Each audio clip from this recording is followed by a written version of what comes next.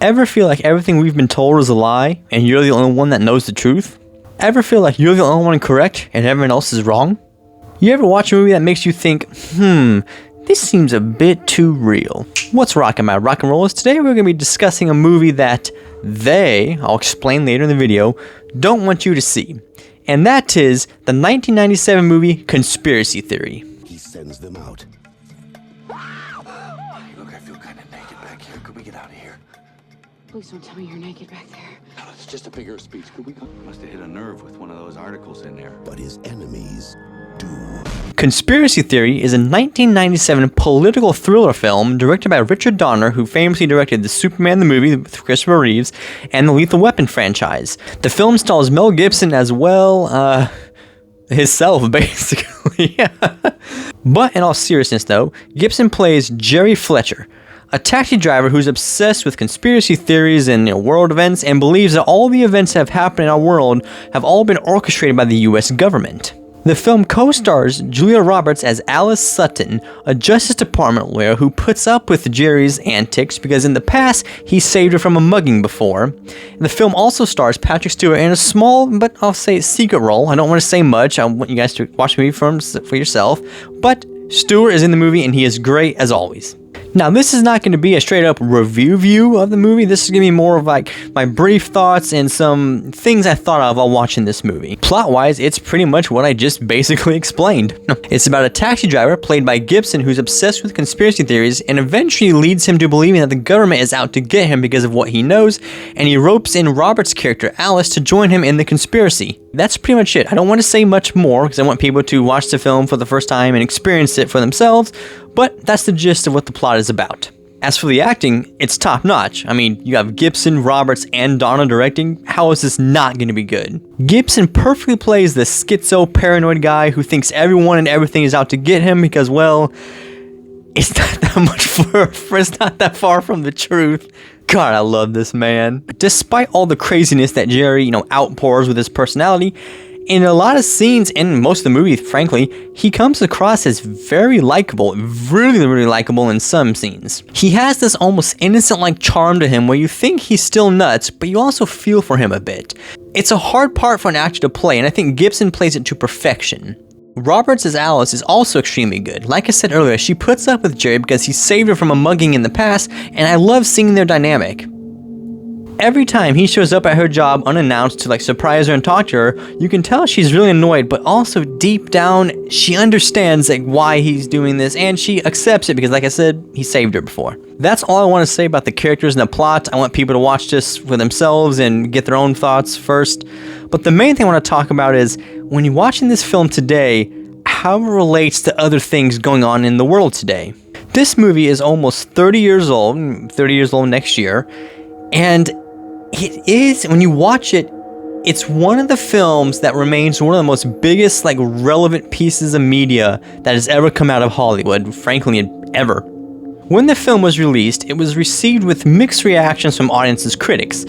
A lot of people didn't know what to think of it. A lot of people thought it was crazy, some people thought it was dumb, whatever. I can totally understand that.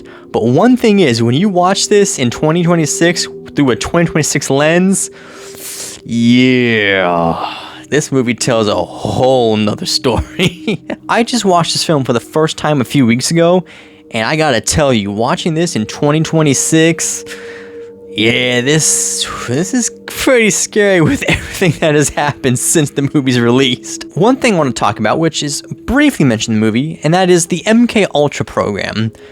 Most people probably know what this is, or at least heard of it. MK Ultra was obviously the special CIA program from the 50s and the 60s that specialized in basically, trying to mind control people and change people's behaviors through certain practices like LSD, hypnosis, electric shock. Like Charles Manson was famously rumored to believe in MK Ultra, which, no rumors no more.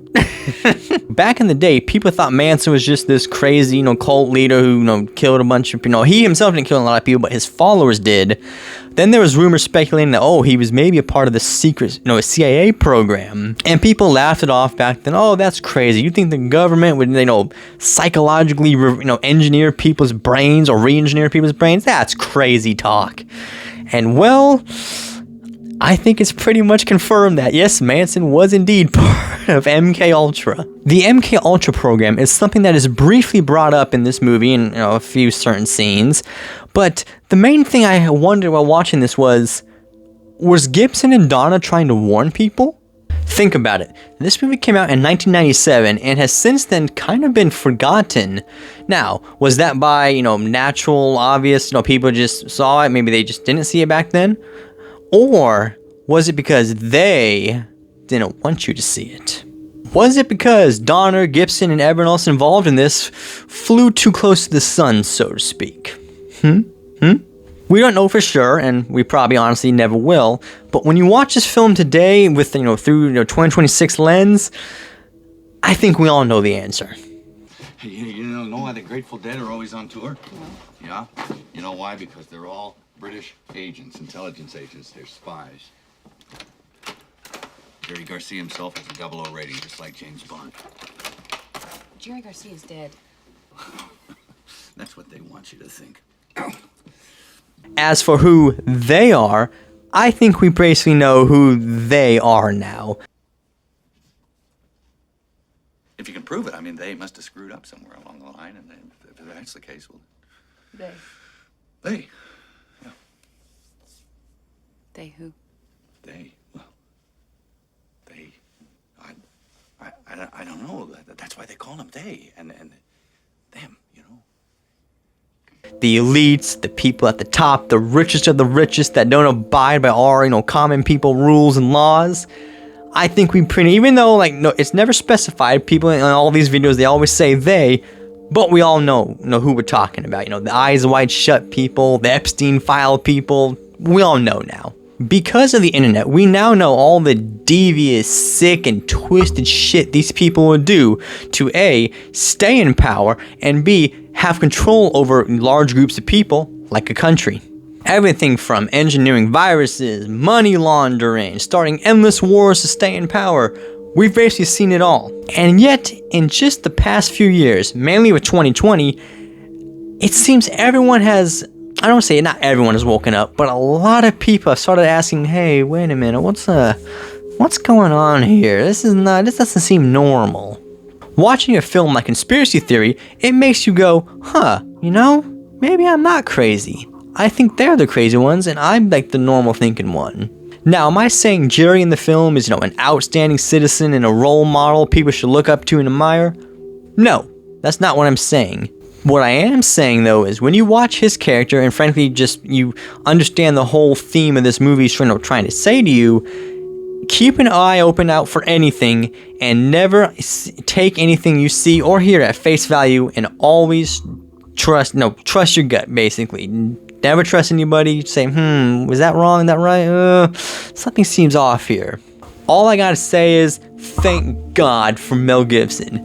Thank God we have someone who's based enough, has the courage enough, and has the star power to make a film like this to be able to reach a wider audience of people.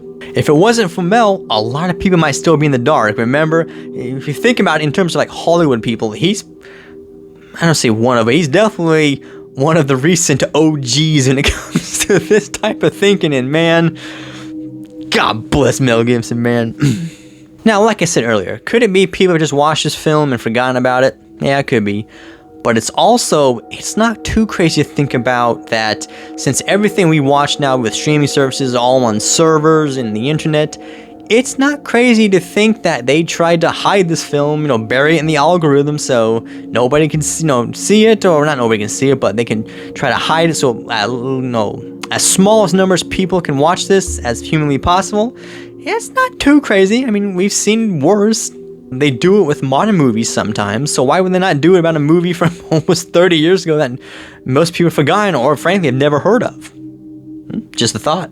That's all for today, my rock and rollers. Just want to make this short little video about this, awesome movie I saw recently. But most importantly, please like this video, subscribe, and go watch Conspiracy Theory to reassure yourselves, no, you are not crazy, everyone else is.